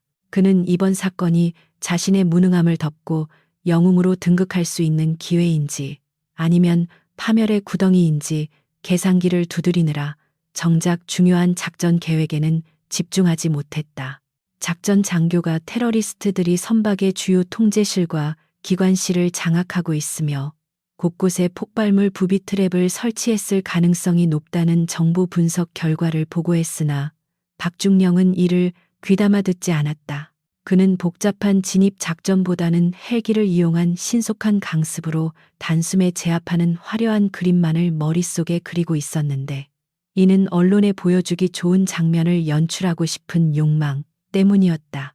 작전 장교는 헬기 레펠 강습은 소음으로 인해 적에게 노출될 위험이 크고 선박의 구조상 개방된 갑판은 저격수의 표적이 되기 쉽다며 수중 침투를 통한 은밀한 접근을 건의했다. 하지만 박중령은 시간이 없다며 닥치고 자신의 명령대로 따르라고 고함을 지르며 책상을 내리쳤고, 합리적인 전술 토의는 권위적인 억압에 의해 묵살당했다. 한편 혐의 없음으로 풀려나 관사가 아닌 부대 인근 안전가옥에 머물고 있던 강진우 대령은 옛 부하들로부터 긴급한 연락을 받고 개인 단말기를 통해 상황을 실시간으로 모니터링하고 있었다. 그는 비록 직위 해제 상태였지만 뼛속까지 군인이었기에 국가적 위기 상황을 방관할 수 없었고, 무엇보다 자신의 부하들이 사지로 내몰리는 것을 두고 볼 수 없었다. 강진우는 확보된 선박의 설계도와 테러리스트들의 예상 이동 경로를 분석하며 시뮬레이션을 돌려보았는데, 박중령이 추진하고 있는 강습 작전이 얼마나 무모하고 위험한지 단번에 간파해냈다. 가스 운반선의 특성상 갑판 위에서의 교전은 자칫 거대한 폭발로 이어질 수 있었고, 이는 인질뿐만 아니라 진압 부대원 전원의 목숨을 앗아갈 수 있는 최악의 선택이었다. 강진우의 손은 빠르게 움직여 대안적인 작전 계획을 수립하기 시작했는데, 그는 선박의 환기구와 유지 보수 통로를 이용한 내부 침투 경로를 찾아냈고, 적의 허를 찌르는 동시에 폭발 위험을 최소화할 수 있는 정교한 전술을 구상했다. 하지만 문제는 이 계획을 실행할 지휘권이 그에게 없다는 것이었고, 꽉 막힌 박중령이 외부의 조언을 받아들일 리 만무하다는 점이었다. 강진우는 초조한 마음에 입술을 깨물었지만 곧 냉정을 되찾고 자신을 믿고 따르는 부대 내 핵심 인물들에게 은밀하게 연락을 취해 자신의 분석 내용을 전달하기로 결심했다. 이것은 명백한 월권 행위이자 명령 체계 위반이 될 수 있었지만, 그는 수십 명의 목숨이 달린 문제 앞에서 규정 따위를 따질 겨를이 없었다. 부대 내에서는 출동 준비를 마친 대원들이 헬기 계류장에 집결해 있었는데, 그들의 표정은 비장함을 넘어 공포에 가까웠고 서로의 눈빛에서 지휘부에 대한 불신을 읽을 수 있었다. 팀장급 부사관들은 박중령이 하달한 작전 명령서를 보며 고개를 저었는데, 그곳에는 적의 화력에 대한 대비책이나 우발 상황에 대한 대처 방안이 전혀 포함되어 있지 않았기 때문이었다. 그들은 자신들이 소모품으로 쓰일지도 모른다는 불안감을 느꼈지만, 명령에 죽고 사는 군인의 신분 때문에 거부할 수도 없는 진퇴양난의 상황에 놓여 있었다. 헬기의 로터 소리가 요란하게 울리기 시작하자 대원들은 무거운 발걸음으로 기체에 올랐고, 그들의 등 뒤로는 새벽의 찬바람이 요하게 불어오고 있었다. 상황실의 박중령은 모니터를 통해 헬기가 이륙하는 장면을 보며 회심의 미소를 지었지만, 그의 다리는 책상 아래에서 덜덜 떨리고 있었고 식은땀이 등줄기를 타고 흘러내렸다. 그는 국방부 장관과 합참의장이 지켜보는 가운데 이번 작전을 성공시켜야만 자신의 입지를 굳힐 수 있다는 강박관념에 시달리고 있었지만, 정작 전술적인 확신은 전혀 없었다. 그때 통신장교가 다급하게 소리치며 테러리스트들이 인질 한 명을 갑판으로 끌고 나와 처형하겠다고 위협하고 있다는 보고를 올렸다. 박중령은 당황하여 헬기 속도를 높여 현장에 빨리 도착하라는 무리한 지시를 내렸는데, 이는 적에게 아군의 접근을 더욱 확실하게 알리는 꼴이 되어버렸다. 강진우는 자신의 개인 통신망을 통해 박중령의 멍청한 지시를 도청하고 있었는데, 분노로 인해 쥐고 있던 펜이 부러져 나갈 정도였고, 더 이상 지체했다가는 돌이킬 수 없는 비극이 벌어질 것임을 직감했다. 그는 옷장에 걸어두었던 자신의 전투복을 꺼내 입었는데 계급장은 뜯겨 나가고 없었지만 그 옷에서 풍기는 위엄과 기백은 여전했다. 강진우는 차를 몰고 위병소를 향해 질주하기 시작했는데 그의 눈빛은 적진을 향해 돌격하는 장수의 그것처럼 매섭게 빛나고 있었다. 위병소 근무자들은 강진우의 차량을 알아보고 잠시 제지하려 했으나 차창 너머로 보이는 그의 압도적인 카리스마에 눌려 자신들도 모르게 거수경례를 올리며 문을 열어주었다. 같은 시각 작전 지역 상공에 도착한 선발대는 테러리스트들의 대공 사격 위협에 노출되어 접근이 쉽지 않은 상황이었고 헬기 내부는 극도의 긴장감으로 터질 듯했다. 선두 헬기의 조종사는 박중령에게 착륙이 불가능하다고 보고했지만 박중령은 무전기를 통해 겁쟁이처럼 굴지 말고 당장 강화하라고 윽박질렀다. 팀원들은 서로의 얼굴을 바라보며 이것이 마지막이 될지도 모른다는 생각에 가족들의 얼굴을 떠올렸고 무전기 너머로 들려오는 지휘관의 히스테릭한 목소리는 그들의 사기를 바닥으로 떨어뜨렸다. 바로 그때 헬기 조종석의 모니터에 누군가가 외부에서 전송한 새로운 작전 데이터가 수신되기 시작했는데 그것은 강진우가 보낸 구체적인 진입 경로와 타이밍이었다. 상황실로 진입한 강진우는 경계병들의 제지를 뿌리치고 박중령이 앉아있는 지휘 통제석으로 성큼성큼 걸어갔는데 그의 등장에 상황실 내의 모든 인원이 얼어붙은 듯 멈췄다. 박중령은 유령이라도 본 듯 소스라치게 놀라 자리에서 벌떡 일어났지만 공포와 당혹감으로 인해 말문이 막혀 뻐끔거리기만 할 뿐이었다.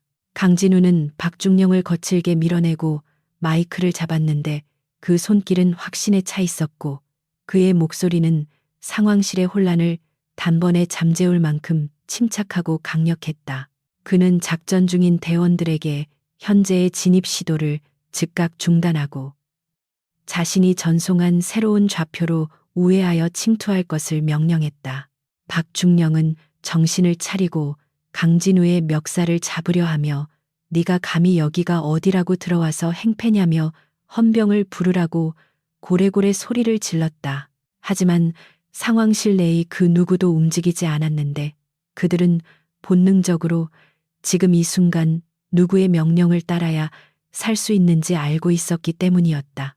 강진우는 박중령의 손을 가볍게 쳐내며 차가운 눈으로 그를 내려다보았는데 그 눈빛은 박중령을 벌레 보듯 하는 경멸과 무시로 가득 차 있었다. 강진우는 지금 이 시간부로 지휘권은 자신이 인수한다고 선언하며 박중령에게 구석에 처박혀서 방해나 하지 말라고 일갈했다.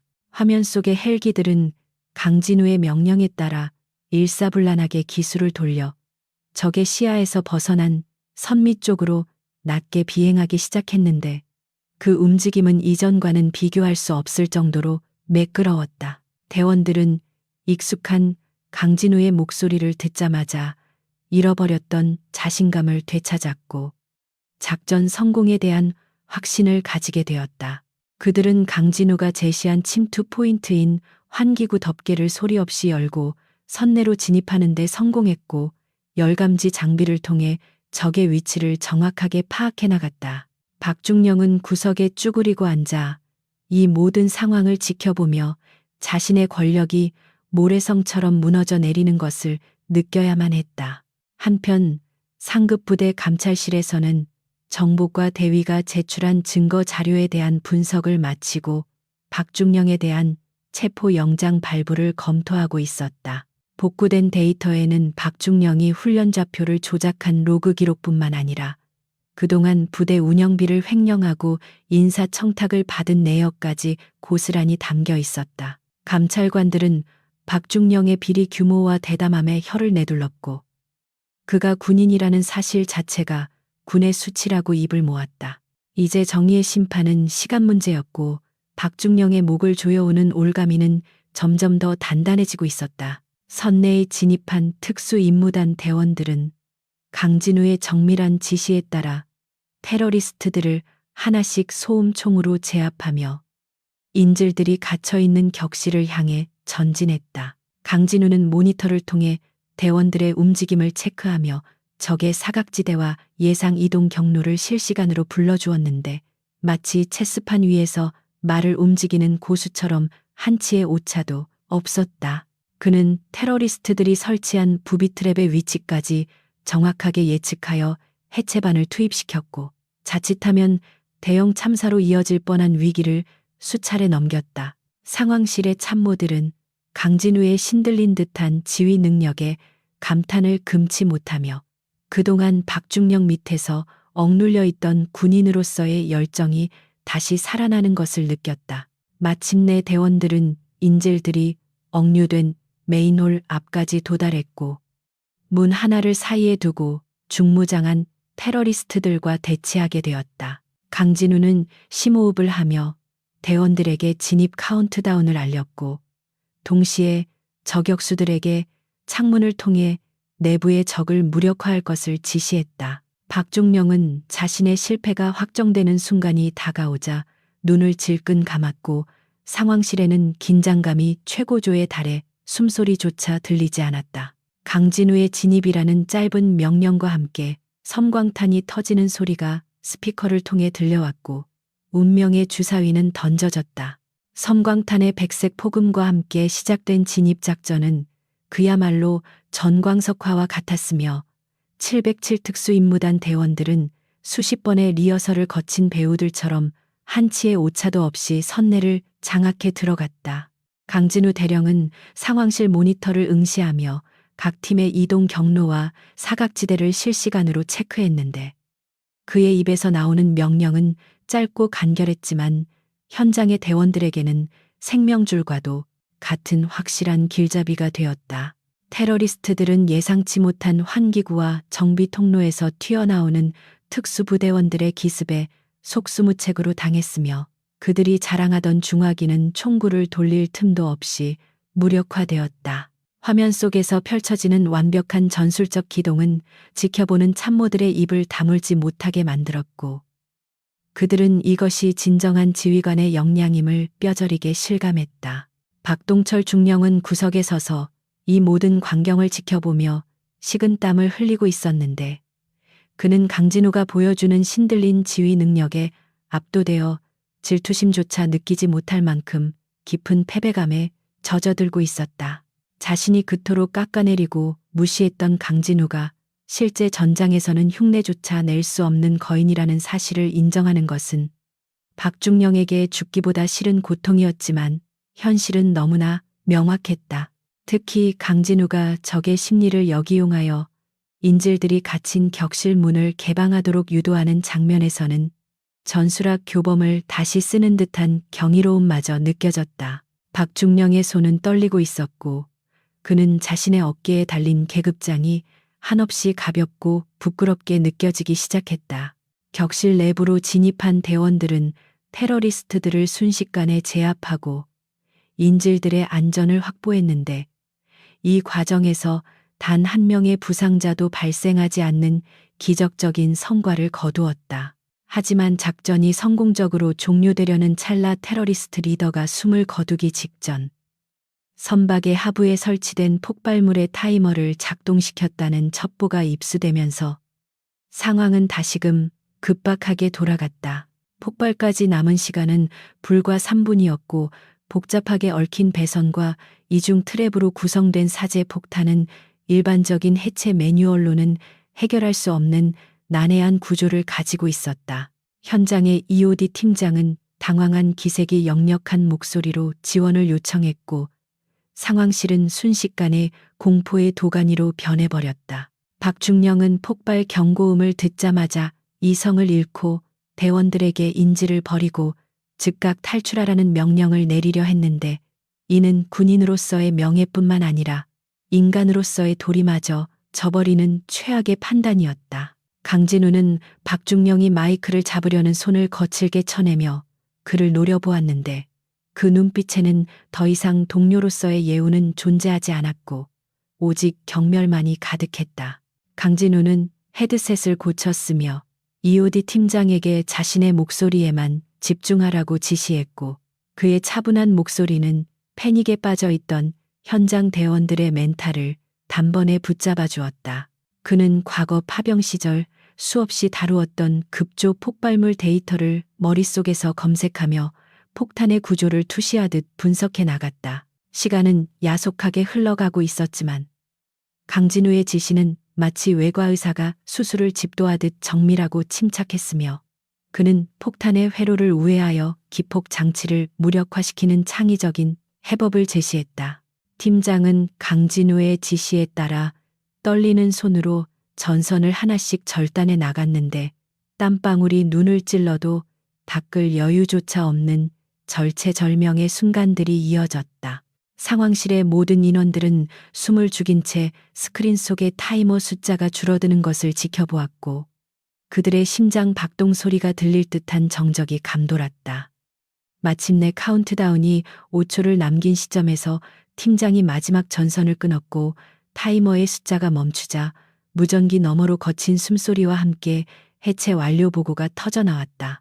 그제야 상황실은 떠나갈 듯한 함성과 박수 소리로 가득 찼고 참모들은 서로 얼싸안으며 눈물을 흘렸는데 그것은 단순한 작전 성공의 기쁨을 넘어 죽음의 문턱에서 살아 돌아왔다는 안도감의 표현이었다. 대원들은 무전기를 통해 강진우 대령님 덕분에 살았다며 감사의 인사를 전해왔고 그 목소리에는 지휘관에 대한 무한한 신뢰와 존경심이 담겨 있었다.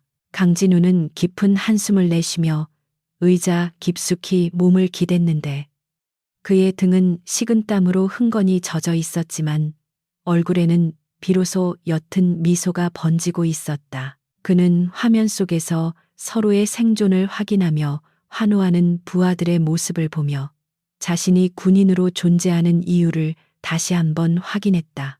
소란이 가라앉고 안정을 되찾은 상황실에서 강진우는 천천히 자리에서 일어나 박중령에게 다가갔는데 주변의 참모들은 두 사람 사이에 흐르는 팽팽한 긴장감을 느끼며 조용히 길을 터주었다. 박중령은 구석에 몰린 쥐처럼 잔뜩 움츠러든 채 강진우의 시선을 피하고 있었는데 그의 얼굴은 굴욕감과 공포로 일그러져 차마 눈뜨고 볼 수 없는 지경이었다. 강진우는 박중령의 코앞까지 다가가 나지막하지만 힘있는 목소리로 자네가 며칠 전 내 어깨에서 계급장을 뜯어냈을 때 자네는 승리했다고 생각했을 것이라고 말했다. 그의 말은 상황실의 정적을 깨고 박중령의 가슴에 비수처럼 꽂혔다. 강진우는 이어서 하지만 오늘 자네는 부하들 앞에서 지휘관의 자격이 계급장이 아닌 실력과 책임감에서 나온다는 것을 스스로 증명해 보였다며 이것이 바로 자네가 평생 잊지 못할 진짜 역사 수업이라고 일갈했다. 박중령은 무언가 반박하고 싶었지만 목구멍이 막혀 아무 말도 할 수 없었는데 강진우가 뿜어내는 압도적인 카리스마에 눌려 숨조차 제대로 쉴 수 없었기 때문이다. 강진우는 박중령의 어깨에 달려있는 무거운 중령 계급장을 손가락으로 가볍게 톡 치며 옷에 맞지 않는 옷을 입은 광대는 무대에서 내려올 시간이라고 차갑게 속삭였다. 그 행동은 폭력적이지 않았지만 박중령에게는 뺨을 맞는 것보다 더 큰 모욕과 충격으로 다가왔다. 그때 상황실 문이 열리며 헌병대와 국방부 감찰단이 들어왔는데 그들은 박중령을 체포하기 위해 온 것이었으며 강진우의 무단 이탈을 문제 삼으러 온 것이 아니었다. 정복과 대위가 제출한 증거 자료와 오늘 작전 상황실에서의 모든 대화 내용이 녹음되어 상부에 실시간으로 보고되었던 것이다. 감찰단장은 박중령에게 다가가 직무유기 및 작전 방해 그리고 공금 횡령 혐의로 긴급 체포하겠다고 고지하며 수갑을 꺼내 들었다. 박중령은 믿을 수 없다는 표정으로 뒷걸음질 쳤지만 헌병들에 의해 양팔이 결박당하자 비로소 자신의 파멸을 실감하고 바닥에 주저앉아 오열했다. 강진우는 체포되어 끌려가는 박중령의 뒷모습을 보며 씁쓸한 표정을 지었는데 그것은 승자의 쾌감보다는 한때 동료였던 자의 추락을 지켜보는 군인으로서의 비애감 때문이었다. 감찰단장은 강진우에게 다가가 거수경례를 하며 비록 절차상의 문제는 있었으나 귀관의 영웅적인 행동이 수많은 생명을 구했다며 국방부 장관의 치하 메시지를 전달했다. 하지만 강진우는 담담하게 고개를 저으며 자신은 그저 군인으로서 해야 할 일을 했을 뿐이며 처벌이 필요하다면 달게 받겠다는 원칙적인 태도를 보였다. 그의 이러한 태도는 주변에 있던 모든 이들에게 진정한 군인 정신이 무엇인지 다시 한번 일깨워주는 계기가 되었다. 상황실을 나서는 강진우의 뒤로 참모들과 부사관들이 일제히 기립하여 경례를 올렸는데 그들의 눈빛에는 강요된 복종이 아닌 진심 어린 존경과 감사가 담겨 있었다. 강진우는 잠시 멈춰서서 그들의 경례를 받아주었는데 비록 그의 어깨에는 계급장이 없었지만 그 순간 그는 그 누구보다 빛나는 별을 단 장군처럼 보였다. 밖으로 나오자 새벽의 맑은 공기가 그의 폐부 깊숙이 들어왔고 며칠간 그를 괴롭혔던 먹구름이 걷히며 동쪽 하늘에서 붉은 태양이 떠오르고 있었다. 그것은 707 특수 임무단에 다시 찾아올 영광의 시대를 예고하는 서막과도 같았다. 부대 정문 앞에는 작전을 마치고 복귀하는 헬기 편대가 굉음을 울리며 착륙하고 있었고 강진우는 헬기에서 내리는 대원들을 맞이하기 위해 연병장으로 발걸음을 옮겼다. 헬기에서 뛰어내린 대원들은 강진우를 발견하자마자 환호성을 지르며 달려왔고 흙먼지 뒤집어 쓴 얼굴로 서로를 껴안으며 생환의 기쁨을 나누었다. 강진우는 대원들의 어깨를 하나하나 두드려주며 수고했다는 말을 건넸는데 그의 손길에서 느껴지는 온기는 지친 대원들의 마음을 따뜻하게 위로해 주었다. 그들은 박중령이 망쳐놓았던 부대의 질서와 신뢰가 강진우라는 구심점을 통해 다시 단단하게 결속되고 있음을 느꼈다. 한편 호송차에 실려가던 박중령은 차창 밖으로 보이는 이 감동적인 재회의 장면을 멍하니 바라보며 하염없이 눈물을 흘리고 있었는데 그것은 뒤늦은 후회의 눈물이었다. 그는 자신이 권력과 명예에 눈이 멀어 정작 가장 중요한 부하들의 마음을 얻는 법을 잊고 살았음을 깨달았지만 이미 버스는 떠난 뒤였다. 박중령은 자신의 군 생활이 이렇게 비참하게 끝날 것이라고는 상상조차 하지 못했기에 현실을 받아들이기 힘들었지만 차가운 수갑의 감촉은 이것이 꿈이 아님을 말해주고 있었다. 호송차는 부대 정문을 빠져나가 어둠 속으로 사라졌고 그렇게 707 특수임무단의 흑역사는 막을 내렸다. 강진우는 대원들을 정렬시키고 훈시를 하기 위해 단상에 섰는데 며칠 전 박중령에게 계급장이 뜯겼던 바로 그 자리였지만 지금의 분위기는 천지 차이였다. 그는 마이크 없이 육성으로 오늘 우리는 적과 싸워 이긴 것이 아니라 우리 자신의 나태함과 불의와 싸워 이긴 것이라고 힘주어 말했다. 대원들은 지휘관의 말 한마디 한마디를 가슴에 새기며 흐트러진 군기를 바로잡았고 다시는 부당한 권력에 흔들리지 않겠다는 결의를 다졌다. 연병장에 울려 퍼지는 707 특수 임무단의 구호 소리는 그 어느 때보다 우렁차고 패기가 넘쳤다. 강진우는 훈시를 마치고 내려와 자신을 기다리고 있던 헌병대 차량으로 향했는데 그는 아직 법적으로 구금 상태가 해제되지 않았기 때문에 절차에 따라 복귀해야만 했다. 하지만 그를 연행하는 헌병들의 태도는 죄인을 다루는 것이 아니라 VIP를 에스코트하는 것처럼 정중했고 강진우 역시 당당한 발걸음으로 차에 올랐다. 대원들은 떠나는 강진우를 향해 거수 경례를 유지하며 그가 다시 돌아올 날을 기다리겠다는 무언의 약속을 보냈다. 강진우는 차창 너머로 멀어지는 부하들의 모습을 보며 반드시 명예를 회복하고 돌아와 대한민국 최강의 부대를 만들겠다는 다짐을 굳혔다. 차 안에서 강진우는 주머니 속에 넣어두었던 찢어진 계급장 조각을 만지작거렸는데 그것은 이제 치욕의 상징이 아니라 시련을 극복한 훈장처럼 느껴졌다. 그는 이번 사건을 계기로 진정한 힘은 계급이 아니라 사람에게서 나온다는 평범하지만 위대한 진리를 다시 한번 가슴 깊이 새겼다. 차는 아침 햇살을 뚫고 힘차게 달리기 시작했고 강진우의 시선은 끝없이 펼쳐진 도로 너머의 미래를 향해 고정되어 있었다. 역사는 승리한 자의 기록이 아니라 정의를 지킨 자의 기록이라는 것을 그는 몸소 보여주었다.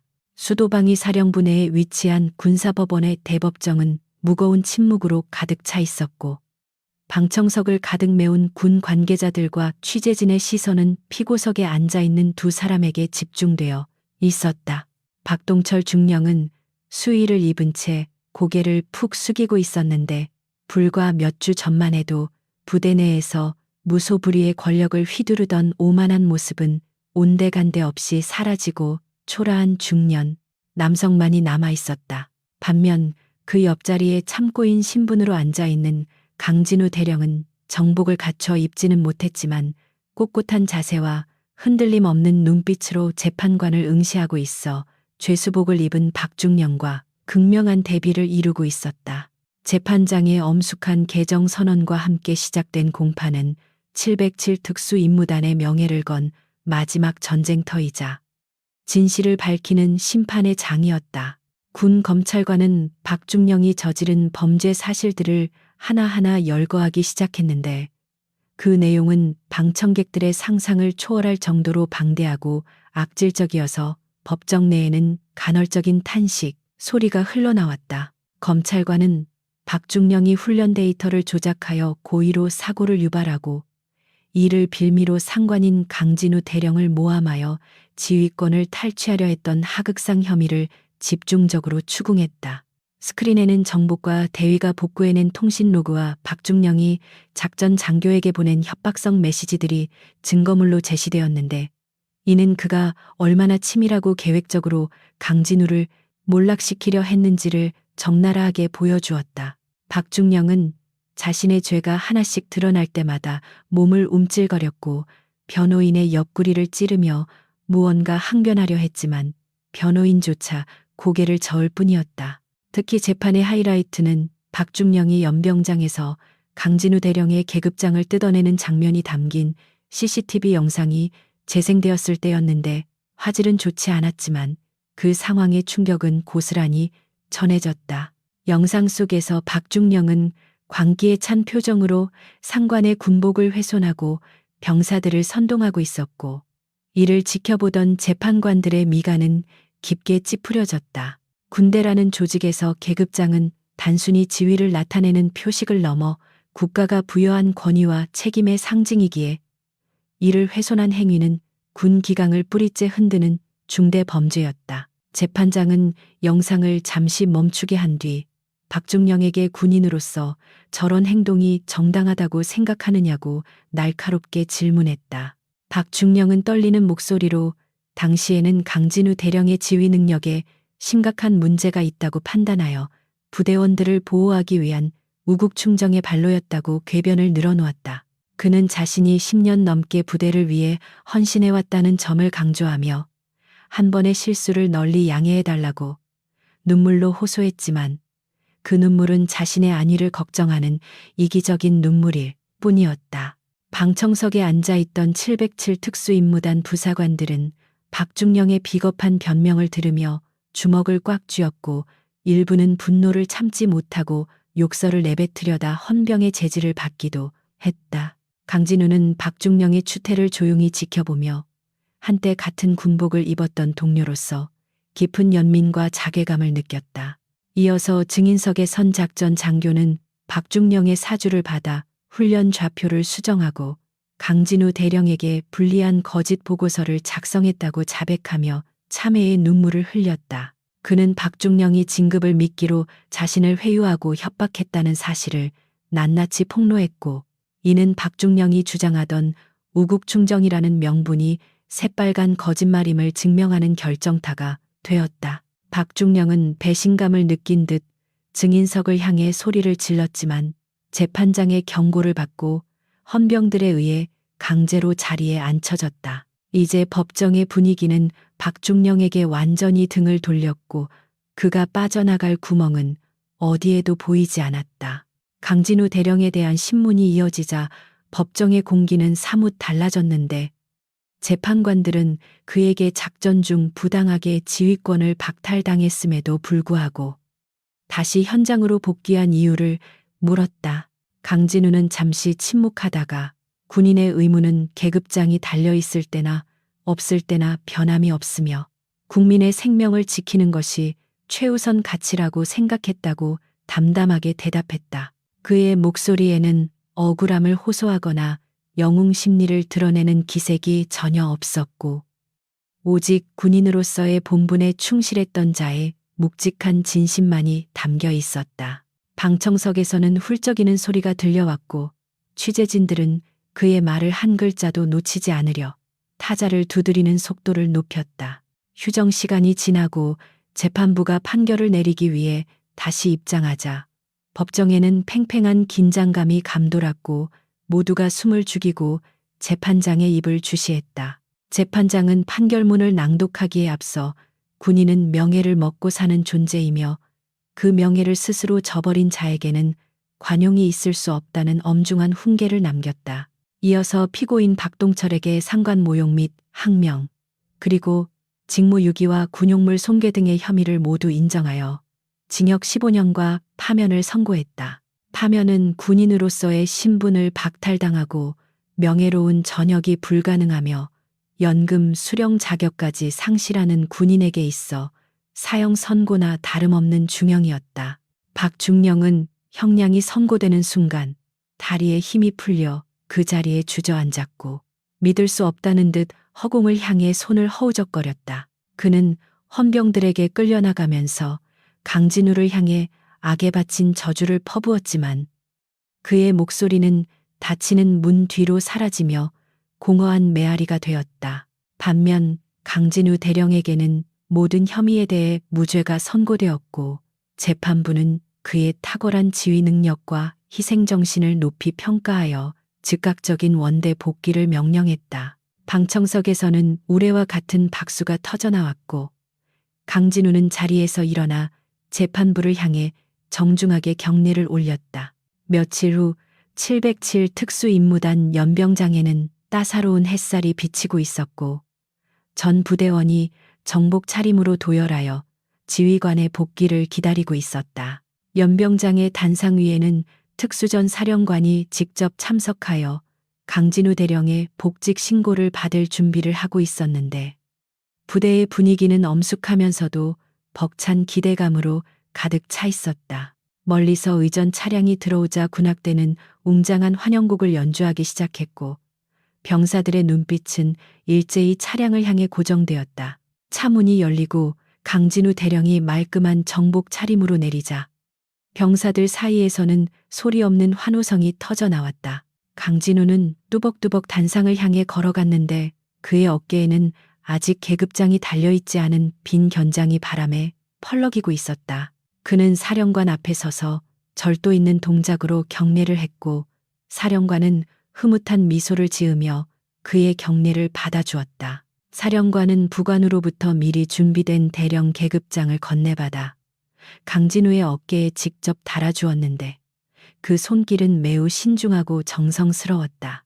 햇빛을 받아 반짝이는 대령 계급장이 강진우의 어깨에 안착하는 순간, 그것은 단순한 금속 조각이 아니라 시련을 이겨낸 자만이 가질 수 있는 진정한 권위의 상징으로 다시 태어났다. 계급장 수여가 끝나자 사령관은 강진우의 어깨를 두드리며 자네가 보여준 용기는 우리 군 전체에 큰 귀감이 되었다고 치하했다. 강진우는 사령관에게 감사를 표한 뒤 뒤로 돌아 도열에 있는 부하들을 마주 보았는데, 수백 개의 눈동자가 오직 자신만을 바라보고 있음을 느꼈다.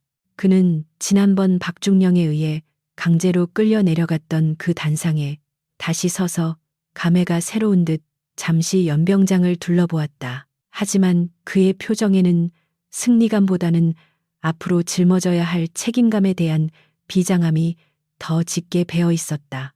강진우는 마이크 앞에 서서 사랑하는 707 대원 여러분이라는 말로 연설을 시작했는데, 그의 목소리는 스피커를 통해 부대 구석구석까지 울려 퍼졌다. 그는 지난 며칠간 우리가 겪은 혼란은 우리를 무너뜨리기 위한 것이 아니라 우리가 얼마나 단단한지 시험하기 위한 과정이었다고 역설했다.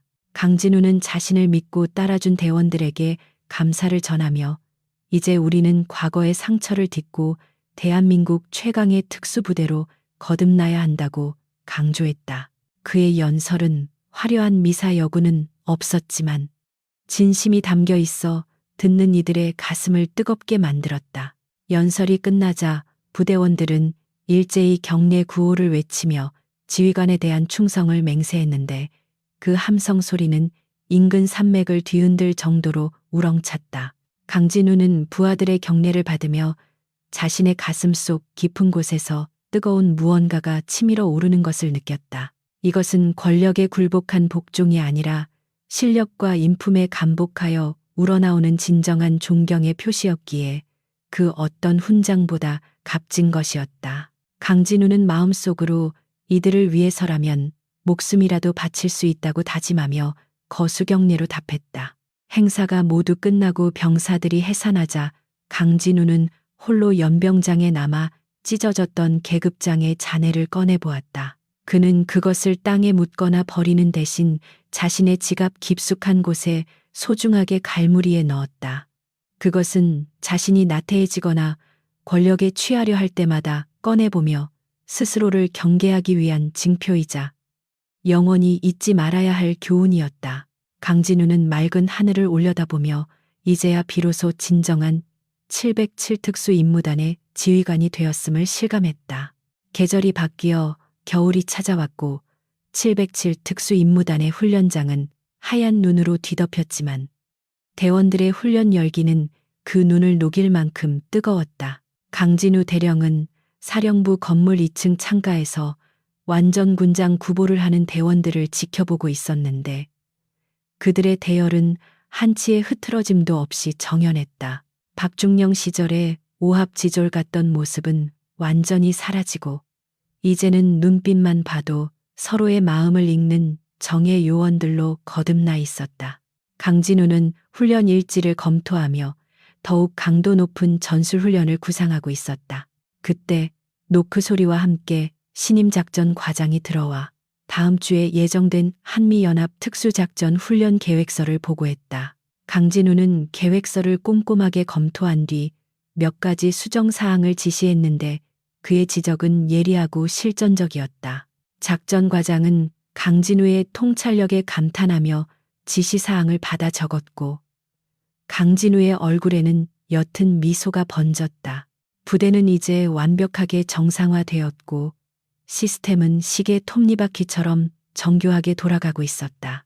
강진우는 퇴근 무렵 다시 한번 연병장을 걸으며 과거의 기억을 떠올렸는데 박중령이 계급장을 뜯던 그 자리에는 이제 아무런 흔적도 남아있지 않았다. 하지만 그날의 사건은 부대원들 모두에게 뼈아픈 역사이자 동시에 자부심을 지키기 위한 투쟁의 기억으로 각인되어 있었다. 강진우는 역사는 기록되는 것이 아니라 기억되는 것이며 진정한 군인의 길은 고독하지만 명예로운 것임을 되뇌었다. 어둠이 내려앉은 부대 위로 보름달이 밝게 떠올라 그의 앞길을 비추고 있었다. 그는 위병소를 지나며 경계 근무를 서고 있는 초병들에게 따뜻한 격려의 말을 건넸고 초병들은 우렁찬 목소리로 수고하십시오라고 답했다. 강진우의 발걸음은 가벼웠고 그의 등 뒤로 펼쳐진 부대의 전경은 그 어느 때보다 평화롭고 든든해 보였다. 악은 파멸했고 정의는 바로 섰으며 전설은 계속될 것이었다. 강진우 대령과 707 특수 임무단의 이야기는 이제 새로운 장을 향해 나아가고 있었다.